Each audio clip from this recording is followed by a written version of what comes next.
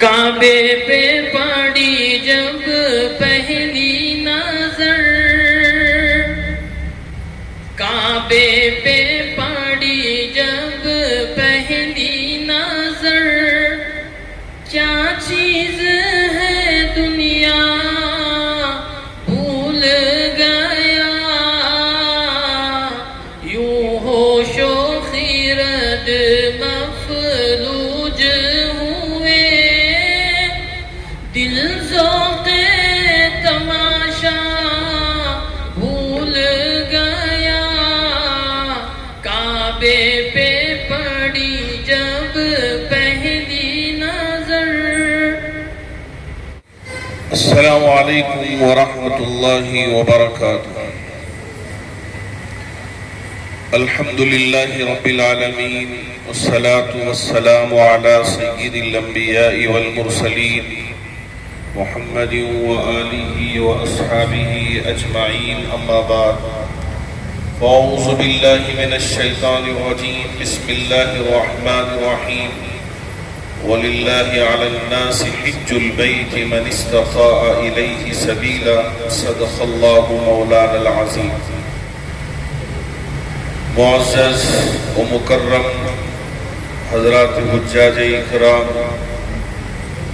اور الہجرہ tours and travels کے روح رواں علی جناب زہید صاحب، معزز حضرات علماء کرام، عمائدین شہر اور دیگر حاضرین، میں اگر آپ کے سامنے بیٹھ کر بیان کر کے چلے جاؤں گا تو بھوک کی وجہ سے کہیں نیند نہ آ جائے اور اوپر سے بات چلے جائے تو پھر میری بات کا کوئی فائدہ نہیں ہوگی، تو اس لیے بیچ میں کچھ باتیں پوچھ بھی لیتا ہوں، تو اس لیے ذرا توجہ سے میری بات کو بھی سنیں، اور آپ نے جو سیکھا ہے، آپ نے جو طریقہ کار کو سمجھا ہے، اسے ہمیں بھی آپ کی طرف سے بھی جواب ملتا رہے تو آپ کے علم میں بھی اضافہ ہوگا اور چیزوں کے یاد رکھنے میں آسانی ہوگی۔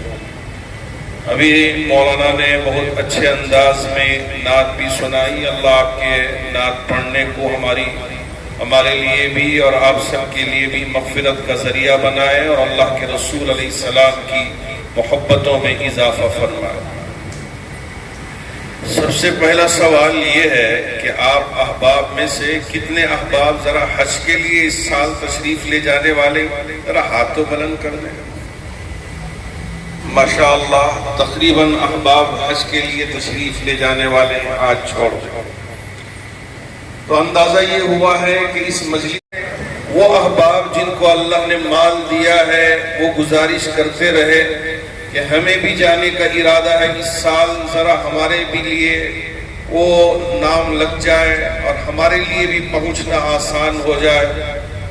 لاکھ کوشش کرنے کے باوجود ان کے لیے کام ہو نہیں پا رہا ہے، لیکن آپ نے نیت کی، ارادہ کیا اور ہمارے ان احباب سے گفتگو کی، اللہ نے آپ کا نام اس وقت حج بیت اللہ کے جانے کے لیے قبول فرمایا ہے۔ اس پر ہم اللہ کا شکر بجا لائیں، اللہ رب ذوالجلال آپ کے حج کو حج مبرور بنائے، حج مقبول بنائے۔ دیکھیے عام طور سے ہمارے وہ حاجی جو خصوصیت کے ساتھ حج کے لیے جانا چاہتے ہیں، عورتوں میں وہ جذبہ رہتا ہے کہ ہم ساری چیزیں سیکھ کے جائیں، لیکن مرد احباب اپنے بزنس میں اپنے کاروبار میں اپنی مصروفیات میں مصروف ہو جاتے ہیں، اس کی وجہ سے آخری وقت میں دیکھ لیں گے، بعد میں ہم سمجھ لیں گے، اور جو بھی ہوتا اللہ معاف کرنے والا ہے، کہاں بات دیکھ لیں گے کر کے اس طرح ذرا کاہلی، سستی اور نظر انداز کرنے کی باتیں سامنے آتی ہیں۔ یاد رکھیں کہ یہ زندگی میں ایک مرتبہ حج فرض ہوتا ہے، بار بار حج فرض نہیں ہوتا۔ بقیہ جو حج کرنے کے لیے لوگ جائیں گے وہ نفلی درجہ رکھتا ہے۔ اب میرے پاس لوگ سوال کرتے ہیں، اللہ کے رسول علیہ السلام زندگی میں ایک مرتبہ حج کیا تھا، حضرت بہت سارے وہ احباب ماشاءاللہ ہر سال حج کے لیے پہنچ جاتے ہیں، یہ کیسا سمجھ میں نہیں آتا، یہ مال کا اسراف ہے اور وقت کا ضائع بھی ہے، ایسا تو اللہ نہیں کہا نا، تو پھر کیوں یہ بار بار جاتے ہیں؟ اس طرح کے میرے پاس بعض احباب سوال رکھتے ہیں۔ ہاں، میرے آقا صلی اللہ علیہ وسلم نے زندگی میں صرف ایک مرتبہ حج فرمایا، یہ بات تو پکی ہے۔ اب ہم آپ سے سوال یہ کرنا چاہتے ہیں کہ حج فرض کب ہوا، کون سی ہجری میں حج فرض ہوا؟ کون جواب دیں گے؟ ذرا ہاتھ اٹھا کے دکھائیں۔ اچھا، حاجی صاحب دیں گے، ایک آدمی دیں گے، اور کون دیں گے؟ پیچھے حاجی صاحب ایک دیں گے۔ پورے مجمع میں ماشاءاللہ 2 احباب نے ہاتھ اٹھائی، آپ بھی دیں گے؟ آپ بھی بتا دیں۔ 9 ہجری میں، بالکل 9 ہجری میں حج فرض ہوا، اور اللہ کے رسول علیہ السلام اس سال حضرت ابوبکر اور حضرت علی کو بھیج دیا جائے آپ اس سال حج کروائیں۔ 10 ہجری میں اللہ کے رسول علیہ السلام حج بیت اللہ کے لیے تشریف لے گئے۔ اس کے بعد یہ ساری چیزوں کو صحابہ کو سمجھایا، بتایا۔ اب اس کے بعد جب ربیع الاول آیا، پھر ذی الحج آنے سے پہلے اللہ کے رسول علیہ السلام دنیا سے رخصت ہو گئے، تو اب کتنی مرتبہ حج کریں گے؟ اب مرنے کے بعد بھی حج ہو سکتا ہے، دنیا سے رخصت ہونے کے بعد بھی حج ہو سکتا ہے؟ نہ، ممکن نہیں ہے۔ اس وجہ سے اللہ کے رسول علیہ السلام اپنی زندگی میں ایک مرتبہ حج فرمایا۔ اس کے بعد حضرت ابوبکر ہو تو ان کا عرصہ تو ذرا کم ہوا، حضرت عمر فاروق 10 سال خلیفۃ المسلمین ہوئے۔ اب دوسرا سوال آپ سے یہ ہے کہ حضرت عمر فاروق 10 سال خلیفۃ المسلمین تھے، تو کتنی مرتبہ آپ 10 سال میں حج فرمایا؟ کون جواب دیں گے؟ ہاتھ اٹھاؤ۔ جی ہاں، اس لیے کہ میں پہلے ہی بول دیا کہ یہ میرا بیان نہیں ہے، میں بیان کر کے چلے جاؤں گا تو پھر بات دماغ میں بیٹھے گی نہیں، حضرت کیا کہ آنکھوں بولے چلے گئے ہو، مجھے معلوم نہیں اوپر سے چلے گا کر کے بول ڈالیں۔ اس وجہ سے میں نے کانسیپٹ کو چینج کیا اور آپ کے سامنے یہ سوال رکھ رہا ہوں کہ حضرت عمر فاروق رضی اللہ تعالیٰ 10 سال خلیفۃ المسلمین رہے، امیر المؤمنین رہے، تو 10 سال میں کتنی دفعے آپ نے حج فرمایا؟ کون جواب دے گا؟ آپ دیں گے؟ بتائیے۔ جی، اب آپ کو تو انعام دینے کے لیے ہمارے پاس کچھ نہیں ہے، لیکن دعا تو دیں گے اللہ آپ کے علم میں اور اضافہ فرمائے، آپ کے علم میں اضافہ فرمائے۔ حضرت عمر فاروق 10 سال بھی، ہر سال آپ نے حج کیا، تو 10 مرتبہ آپ نے حج کیا۔ تو اس لیے وہ احباب جن کو اللہ نے مال دیا، اگر ہر سال حج کے لیے جاتے ہیں، ہم کو اعتراض کرنے کا حق نہیں ہے، اور اگر کوئی نہیں جاتے یہیں رہتے ہیں، ہم ان پر اعتراض نہیں کر سکتے، آپ کیوں حج کے لیے نہیں جا رہے ہیں؟ جانے والے نہ جانے والوں پہ اعتراض نہیں کر سکتے، اور نہ جانے والے جانے والوں پہ اعتراض نہ کریں۔ ہر ایک کی الگ الگ مرضی ہے، جانا چاہے جائیں، رہنا چاہے رہیں، لیکن ہماری دعا تو یہ ہے، اللہ کا گھر ہے، اے میرے رب، اے میرے اللہ، ہر سال تیرے گھر کا دیدار نصیب کر دے۔ ہم تو اس قابل نہیں ہیں کہ تیرے گھر کو دیکھ سکیں، اے اللہ، عمرے کی شکل میں یا حج کی شکل میں یا زیارتوں کی شکل میں تیرے گھر پہنچنے کے لیے ہمیں آسان فرما دے۔ یہ ہماری تڑپ ہونی ہے، یہ ہماری فکر ہونی ہے۔ اب ہم یہاں نیت درست کریں، اگر ہماری نیت درست نہیں ہے، لوگ ہم کو حاجی کہیں، الحاج سے ہم کو پکاریں، ٹائٹل مل جائے، اس لیے ہم حج کو جانا چاہتے ہیں، ہمارا اس کے علاوہ کوئی اور ارادہ نہیں۔ ہاں ہم بڑے ٹائٹل والے ہو گئے، اب حاجی صاحب بن گئے، اس مقصد کے لیے نہیں۔ اللہ رب الجلال نے یہاں فرمایا وَلِلَّهِ عَلَى النَّاسِ، اللہ کو راضی کرنے کے لیے، اللہ کو خوش کرنے کے لیے لوگوں پر اللہ رب الجلال نے حج کو فرض قرار دیا ہے۔ وہ اس وجہ سے کہہ رہا ہوں چونکہ میرا بھی تجربہ ہے، ایک جگہ یہاں ایک کیس میں نکاح پڑھانے کا موقع تھا، دفتر لکھنے کے لیے ہمارے علماء بیٹھے تھے، اتفاق سے میں ذرا جلدی پہنچ گیا، میں بھی بیٹھ گیا، تو اب لکھتے ہوئے انہوں نے نام لکھ دیا پوچھ کے، اب وہاں شروع میں الحاج نہیں لکھا۔ ڈاکومنٹس میں الحاج لکھنے کا کیا مطلب ہے؟ اس سلسی ماس کارڈ میں کہ آپ روزے سے ہیں نہیں ہیں چیک کر لیں گے۔ دودھ کا پیالہ دیا تھا حضرت ام الفضل نے، تو اللہ کے رسول علیہ السلام لیا اور پی کے پھر واپس کر دیا، تو صحابہ کو پتا چل گیا کہ عرفے کے میدان میں حاجی کے لیے روزہ نہیں ہے۔ واہ میرے نبی، کیوں؟ عبادت ہوتی ہے، خوب جم کے عبادت کرنی پڑتی ہے۔ اس وجہ سے پوری امت اپنے اپنے مقام میں عرفے کا روزہ رکھے گی، لیکن حاجی عرفے کے دن روزہ نہیں رکھے گا، یہاں عبادت میں اپنے آپ کو مصروف رکھے گا۔ اللہ کے رسول علیہ السلام نے روزہ نہیں رکھا، تو یہاں آپ اس بات کو بھی نوٹ کر لیں کہ آپ اپنی عبادت جم کے کرنا ہے۔ اللہ کے گھر پہنچ رہے ہیں، خوب جم کے دعا کرنا ہے۔ 10 منٹ 15 منٹ نہیں، 1 گھنٹہ دعا کریں، کیا ہو گیا؟ 5 6 8 گھنٹے آپ عمرہ کرنے میں لگا رہے ہیں، لیکن پوری توجہ کے ساتھ، پورے ارکان صحیح طریقے سے، مکمل اطمینان کے ساتھ ارکان ادا کریں۔ آپ کیا کر رہے ہیں؟ استباء بھی کر رہے ہیں، رمل بھی کر رہے ہیں، اور اپنے اندر جذبہ لے کے کہ یا اللہ میں اس قابل نہیں تھا کہ تیرے گھر کے اطراف اس طرح دیوانہ وار چکر لگا سکوں، اے میرے رب تو نے مجھے قبول کر لیا، اس وجہ سے یہاں آیا ہوں۔ اگر آپ مجھے نہ بلاتے، کتنے ایسے افراد جو نیت کیے تھے یہاں آنے کی، بہت سارے ایسی رکاوٹیں آ گئی، ہو سکتا ہے کہ دنیا سے رخصت ہو گئے، ہو سکتا ہے کہ بیمار پڑ گئے، ہو سکتا ہے کہ کوئی ایسی پریشانی لاحق ہو گئی جس کی وجہ سے یہاں تیرے گھر پہنچ نہیں پائے۔ حج کمیٹی میں میں بھی ماشاءاللہ وہاں ان احباب سے برابر رابطہ کیا ہوا ہوں، کتنے ایسے افراد جن کا نام آ گیا ہے قرآن میں، اور ان سے کہا جا رہا ہے کہ پیسے بندے، لیکن وہ احباب کہہ رہے ہیں کہ نہیں ہم کو سہولت نہیں ہے، پھر آئندہ دیکھیں گے۔ بہت سارے احباب اپنے نام کو کینسل کرا دیا۔ 17,000 افراد نے حج کمیٹی میں نام ڈالا تھا، اور اس میں سے 11,600 افراد جا رہے ہیں، اور کچھ اور افراد بھی جانے کا ارادہ رکھتے ہیں۔ اب یہاں آپ پورے ملک سے 1.25 لاکھ یا 1 لاکھ کے قریب یا 1.25 لاکھ کے قریب حجاج اکرام جا رہے ہیں کروڑوں میں، تو آپ ہمارے سب کے نمائندے بن کے جا رہے ہیں۔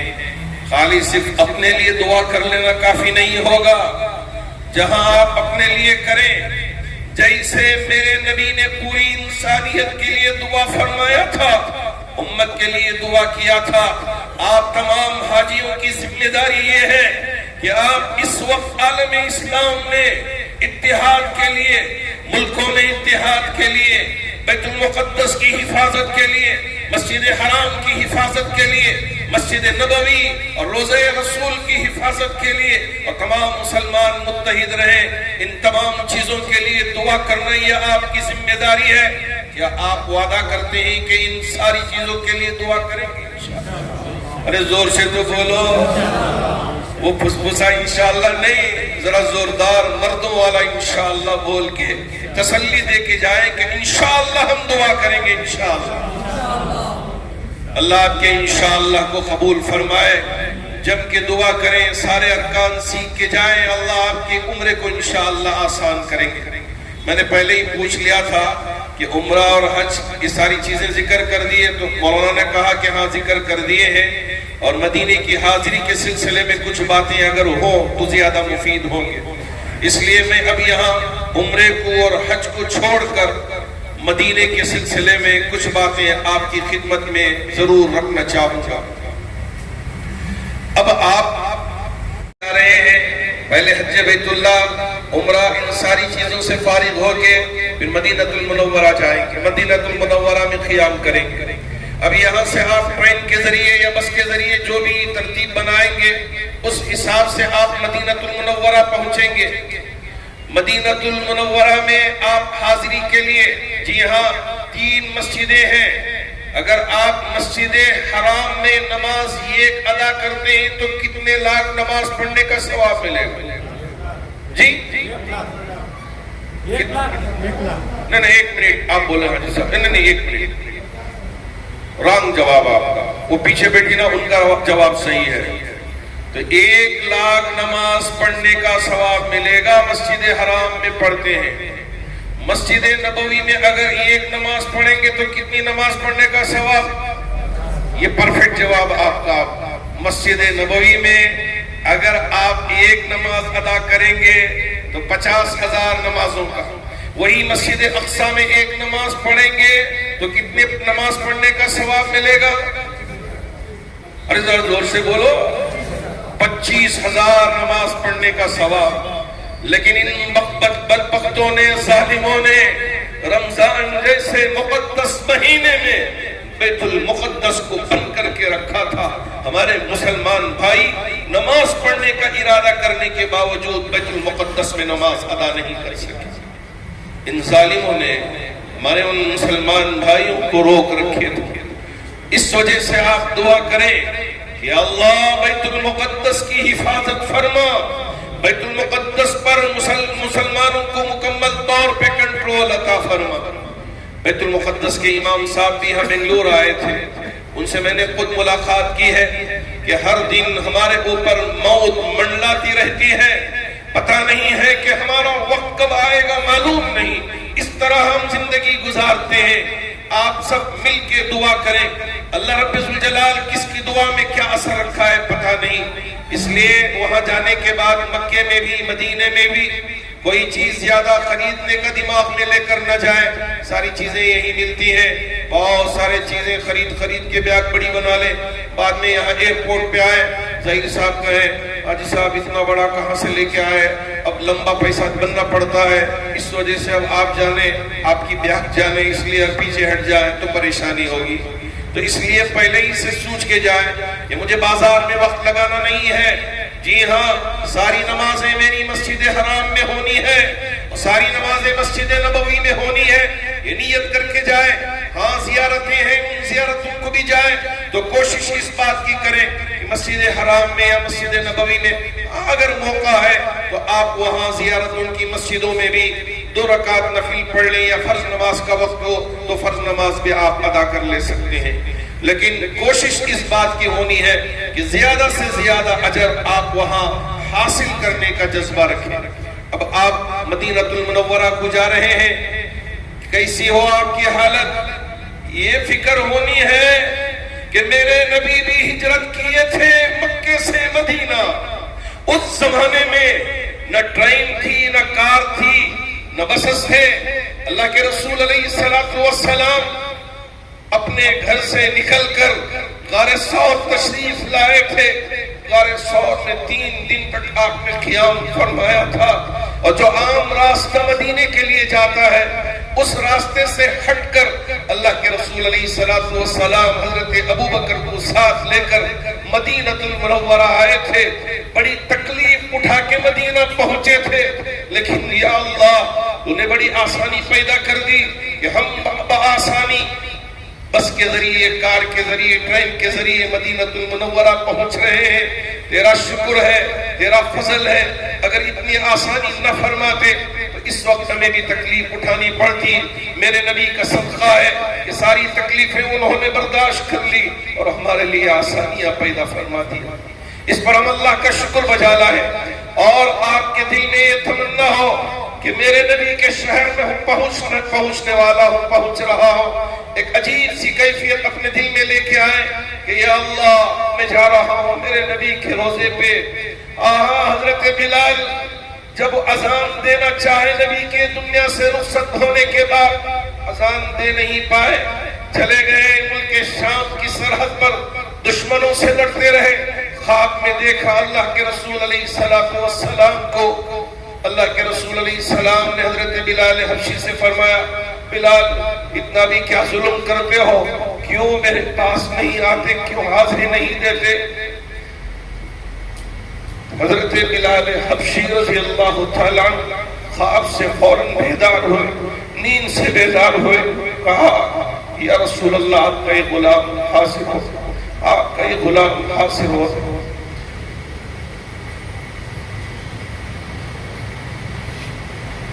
اسی جذبے کے ساتھ آپ بھی مدینہ المنورہ پہنچنے کا ارادہ کریں تاکہ اللہ رب ذوالجلال ہماری حاضری کو قبول فرما لے۔ جی ہاں، حضرت بلال حبشی لپٹ کر نبی کے روزے سے کہنے لگے، یا رسول اللہ یہ غلام آ گیا، آپ کو ہوش تک نہیں تھی کہ اللہ کے رسول علیہ السلام زندہ نہیں ہے، دنیا سے پردہ کر گئے، رخصت ہو گئے ہیں۔ جب حسن اور حسین نے گزارش کی تھی کہ آپ اذان دیں تو اس وقت جا کے انہوں نے اذان دی تھی، قسم کا کفارہ ادا کیا۔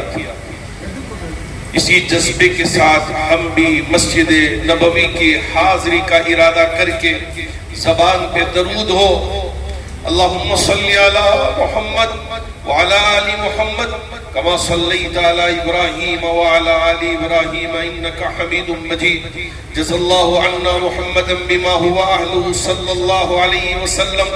استغفار پڑھتے ہوئے جائے، نبی کے روزے پہ پہنچنے والے ہیں تو ہم گنہگار ہیں، قابل نہیں ہیں نبی کے روزے پہ حاضری دینے کے، لیکن اللہ رب ذوالجلال نے ہم کو توفیق بخشی، اس وجہ سے نبی کے روزے پہ پہنچ رہے ہیں، ورنہ ہم بھی کہاں رہتے پتہ نہیں۔ اللہ رب ذوالجلال نے اس دولت سے مالا مال فرمایا، اب پہنچنے والے ہیں۔ اپنے ہوٹل پہ جائے، سامان رکھیں، غسل کریں، خوشبو لگائیں، ہماری خواتین بھی غسل کریں، جو ان کے لیے میسر ہو کپڑے وہ پہنے، ان کے لیے بھی الگ وقت ہے، وہ آئیں، اللہ کے رسول علیہ السلام کے روزے پہ سلام کا نذرانہ کیسے پیش کریں، اس لیے کہ داخل ہونے کا راستہ الگ ہے، نکلنے کا راستہ الگ ہے۔ جیسے ہی نکلیں گے پتھر گرم ہو جاتے ہیں، گرمی بہت زیادہ ہوگی، شدت کی ہوگی، کوئی بات نہیں ہے، آپ اپنے پاس کوئی ایسی بیاگ رکھ لیں، ماشاءاللہ ہمارے ٹور والے بہت تجربہ کار ہیں، وہ دے دیں گے، آپ بیاگ لگا لیں، لگا کے آپ نبی کے روزے پہ پہنچیں۔ کیسے؟ چپل تو پیچھے، ہاں یہ بہت کم لوگوں کو دیکھا ہے، لیکن کیسے دیکھا ہے؟ فون اٹھا کے اب وہاں دکھا رہے ہیں اپنے ملک میں، دیکھو میں نبی کے روزے پہ پہنچ گیا ہوں۔ ویڈیو کال کرنا یا یہ ہے کہ سیلفی لینا یا اس طرح کی چیزیں ہرگز نہ کریں، بلکہ آپ یہ ارادہ کر کے جائیں، نیچے نظر ہو اور یہ احساس ہو کہ میرے نبی آرام کر رہے ہیں، میں جب جا کے سلام پیش کروں گا، السلام علیکہ یا رسول اللہ، السلام علیکہ یا حبیب اللہ، السلام علیکہ یا شفیع المذنبین، یہ آپ نبی کے روزے پہ جا کے پیش کر رہے ہیں۔ قسم ہے میرے اللہ کی، نبی کے روزے سے جواب ملے گا، لیکن ہمارے کانوں میں قوت نہیں ہے کہ آپ کا جواب سن سکیں۔ یہ جذبہ لے کے آپ سلام کا نذرانہ پیش کریں اور اپنی عجیب سی کیفیت باہر آ جائیں، کیونکہ وہاں کھڑ کے دعا کرنے نہیں دیتے، باہر آ کے آپ اطمینان سے نبی کے روزے کے سامنے دعا کریں۔ یہی نبی ہیں جن کی وجہ سے اللہ آپ نے ہمیں اسلام کی دولت سے مالا مال، ورنہ ہماری حالت کیا ہوتی؟ کہاں کس مندر میں ہم گھنٹی بجائے ہوئے رہتے، کون سا شرکیہ کام کرتے ہوئے رہتے، پتہ نہیں۔ اے میرے اللہ تو نے یہاں پہنچایا، آپ جو بھی وہاں دعا کرتے ہیں دعا کریں۔ اس کے بعد چونکہ گرم ہوتی ہیں وہاں کی فرش، تو پانی کی برکت سے میرے علم میں بھی اضافہ فرما اور میرے اندرون کی تمام بیماریوں کو ختم فرما۔ جتنا ہو سکے خوب جب بھی جائیں گے نماز کے لیے 2-4 گلاس جتنا پی سکتے ہیں اتنا آپ زمزم پیئے اور پی کے اللہ سے دعا کرتے رہیں، انشاءاللہ ضرور دعا قبول کریں گے۔ اور مدینے میں بھی بہت ساری زیارتیں ہیں، آپ دیکھیں، عبرت حاصل کریں اور ان ساری چیزوں کو معلوم کر کے جائیں کہ یہاں کیا واقعہ پیش آیا، خندق کہاں، پھر اس کے بعد مسجد جن مکے میں ہے وہ کہاں، اور اسی طرح غزوہ احد جہاں ہوئی تھی وہاں کن کن کی خبریں ہیں، کون کون سے صحابہ کیا کیا کیے تھے۔ اور مدینے میں ایک چیز ہے، وہ کون سی ہے؟ وادی جن ہے۔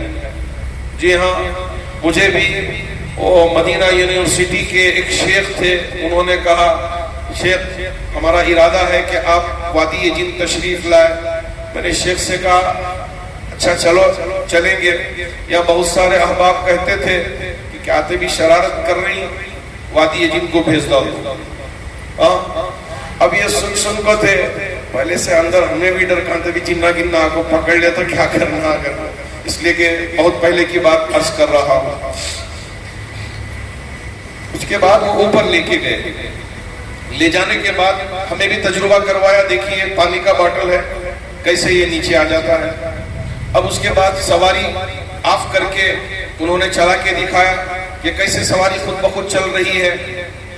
اس کے بعد پھر واپس لے کے آئے، پھر لے کے آ کے پھر وہاں بتایا اب ہمیں بتائیے کہ کتنے جنات یہاں۔ انہوں نے کہا اس کا علم تو مجھے نہیں ہے، میرے آقا صلی اللہ علیہ وسلم نے جنوں سے بات کی تھی اور انہیں تعلیم دی تھی، یہ تو مجھے پتا ہے لیکن اس کا علم نہیں ہے، آپ ہی بتا دیں۔ تو شیخ نے فرمایا، شیخ وہ عربی زبان میں مجھ سے وہ ساری باتیں کہہ رہے تھے کہ آپ ذرا انظروا الی ھذا الجبل، ان تمام پہاڑوں کی طرف آپ دیکھیں کہ چاروں طرف سے یہ پہاڑی ہے اور ایک طرف راستہ ہے۔ اب سائنس کیا کہتی ہے کہ جب ہوا جائے تو نکلنے کے لیے وہاں سے راستہ ہونا، جیسے اب یہاں بھی کھڑکی ہے یہاں بھی کھڑکی ہے، ایک جگہ سے داخل ہوئی ایک جگہ سے باہر نکل گئی۔ لیکن یہاں اس پہاڑ میں اللہ کی قدرت ایسی ہے، بناوٹ ایسی ہے کہ ہوا یوں آتی ہے یوں ٹکرا کر پھر واپس آ جاتی ہے۔ جب یہاں جا کے واپس آتی ہے تو پوری شدت کے ساتھ جو بھی ہے اسے نیچے ڈھکیلتی رہتی ہے، اس کے علاوہ کچھ اور چیز نہیں ہے۔ یہ وادی جن کر کے لوگوں نے مشہور کر دیا ہے، لیکن آپ دیکھیں کہ اس وادی کا نام کیا لکھا گیا ہے۔ پھر میں نے پڑھا تو وادی بیضا لکھا ہوا ہے، وادی بیضا۔ بیضا کہتے ہیں سفید، جسے انڈا جس طرح سے سفید ہوتا ہے اس کو، تو اس کو وادی بیضا لکھا ہے، لیکن لوگوں نے اس کو وادی جن اس لیے کہ ہوا ڈھکل رہی ہے تو ان کو وہ معلوم نہیں ہے، یہ یہاں مشہور کر دیے ہیں کہ جنات پکڑ کے ڈھکل رہے ہیں، یہاں مت ٹھہرے، واپس چلے جائیں، اس طرح ڈھکیلتے رہتے ہیں۔ بیکار کی اس طرح کی باتیں مشہور ہو گئی ہیں، کوئی جن کا قصہ نہیں ہے، تو یہاں یہ ہوا کا قصہ ہے۔ ہوا پورے پریشر کے ساتھ ڈھکیلتی ہے تو بسز بھی بہت آرام سے آ جاتی ہے۔ تو آپ جہاں اللهم لك الحمد كله ولك الشكر كله ولك المجد كله وإليك يرجع الأمر كله لا ملجأ ولا منجا منك إلا إليك اللهم صل على محمد وعلى آل محمد كما صليت على إبراهيم وعلى آل إبراهيم إنك حميد مجيد۔ اے اللہ ہم سب کے گناہوں کو معاف فرما، اے اللہ ہم سب کے خطاؤں سے درگزر فرما۔ اے اللہ یہ حاجی اے اللہ بہت ارادوں کے ساتھ، نیتوں کے ساتھ اے اللہ تیرے گھر پہنچنے والے ہیں۔ اے اللہ انہوں نے ارادہ کیا ہے، اے اللہ ان کے سفر کو آسان فرما، تمام ارکان تسلی بخش اطمینان کے ساتھ اے اللہ پورے حشاش بشاش رہ کر خوش دلی خوش طبعی دل جمی کے ساتھ ادا کرنے کی توفیق عطا فرما۔ اے اللہ عمرے کو بھی قبول فرما، حج کو بھی قبول فرما، مدینے کی حاضری کو بھی قبول فرما۔ اے اللہ قدم قدم پر ان کی مدد و نصرت فرما۔ اے اللہ ان کی غیر موجودگی میں ان کے گھر والوں کی حفاظت فرما۔ اے اللہ ان کی تجارتوں کی، ان کی ملازمتوں کی حفاظت فرما۔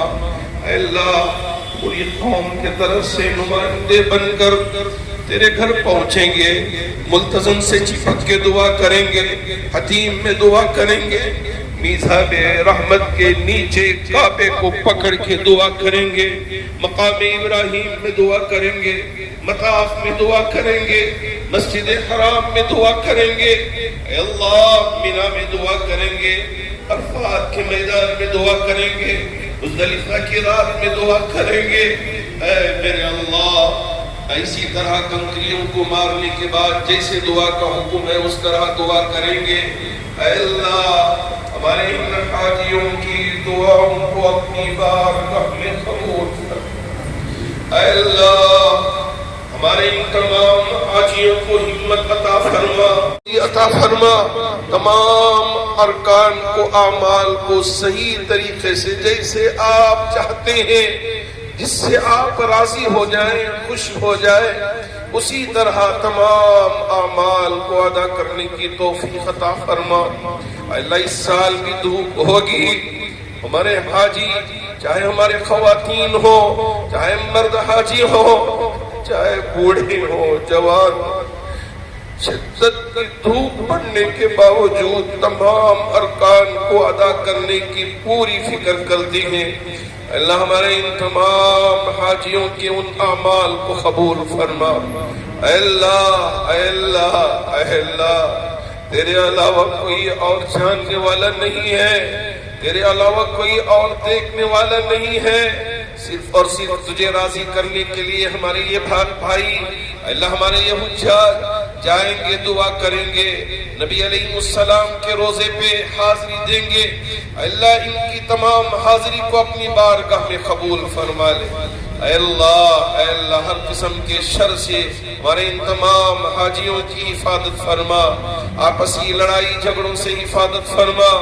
اے اللہ، ہمارے ان حاجیوں کی برکت سے پورے عالم میں امن و امان کے فیصلے فرما، بیت المقدس کی حفاظت فرما، غزہ کے مسلمانوں کی حفاظت فرما، جن کے لیے کھانے کی تکلیف ہے، پینے کے پانی کی تکلیف ہے، دوائیوں کی پریشانی ہے، اے اللہ سر چھپانے کے لیے چھت نہیں ہے، لاکھوں ہمارے بھائی بے گھر ہو چکے ہیں۔ اللہ ہمارے ان تمام بھائیوں کی مدد فرما، اللہ ہمارے ان حاجیوں کی برکت سے ان کے لیے آسانیاں پیدا فرما۔ اے اللہ، اے اللہ، جتنے بھی حاجی ہم سب کے نمائندے بن کے جا رہے ہیں، اللہ ان کے حج کو حج مبرور بنا دیجئے، حج مقبول بنا دیجئے، لیس لہ الجزاء الا الجنہ کی خوشخبریاں سنا دیجئے۔ من حج للہ فلم یرفس ولم یفسق رجع کیوم ولدتہ امہ کی طرح حج کرنا نصیب فرما۔ بنگلور کے گلستان شادی محل میں ایک روزہ حج تربیتی پروگرام، ہجرت حج عمرہ سروس کی جانب سے ہوا پروگرام، البلد الامین ٹورز انٹرنیشنل بھی شامل۔ تو دوستو یہ نورانی و روحانی منظر آپ دیکھ رہے ہیں، ہجرت حج عمرہ ٹورز سروس کی جانب سے ہوئے ایک روزہ حج تربیتی پروگرام کا۔ اس سال ان پرائیویٹ حج آپریٹرز کے ذریعے 220 عازمین کو حج بیت اللہ کی سعادت حاصل ہو رہی ہے۔ تربیتی پروگرام میں بنگلور سٹی جامعہ مسجد کے خطیب و امام مولانا مفتی محمد مقصود عمران رشادی اور مولانا مفتی سعید قریشی نے خطاب کیا، حج پر جانے والوں کی مؤثر طریقے سے رہنمائی فرمائی اور اپنے اپنے خطاب کے ذریعے قیمتی باتیں پیش کیں۔ 22 اپریل 2026 بروز چہارشنبہ یہ عظیم الشان اجلاس ہوا۔ دوستو ہجرت حج عمرہ سروس ادارہ پچھلے 12 سالوں سے اس شعبے میں کام کر رہا ہے۔ Central Hajj committee government of India میں یہ ایک رجسٹرڈ ادارہ ہے۔ ہجرت حج اور عمرہ سروس کے ذریعے اس بار 220 عازمین حج 3 پروازوں کے ذریعے بنگلور سے جدہ کے لیے روانہ ہوں گے۔ 18 مئی، 19 مئی اور 20 مئی ان 3 دنوں میں 220 عازمین حج جدہ کے لیے روانہ ہوں گے۔ کل 35 دنوں کا سفر ہوگا۔ اس مبارک موقع پر مولانا مقصود عمران رشادی اور مفتی سعید قریشی نے تمام عازمین حج کے سفر کی آسانی اور کامیابی کے لیے نیک خواہشات، نیک تمناؤں کا اظہار کیا اور تمام عازمین حج کے لیے دعا فرمائی۔ جنوبی ہند نیوز رپورٹ۔ گڑ گڑا کے مانگ رہا ہوگا، آنسو بہا رہا ہوگا، اس کے قریب کھڑے ہو جاؤ، اللہ سے مانگتے رہو، اللہ جو کچھ آپ اسے عطا فرما رہے، اللہ مجھے بھی عطا فرما دے۔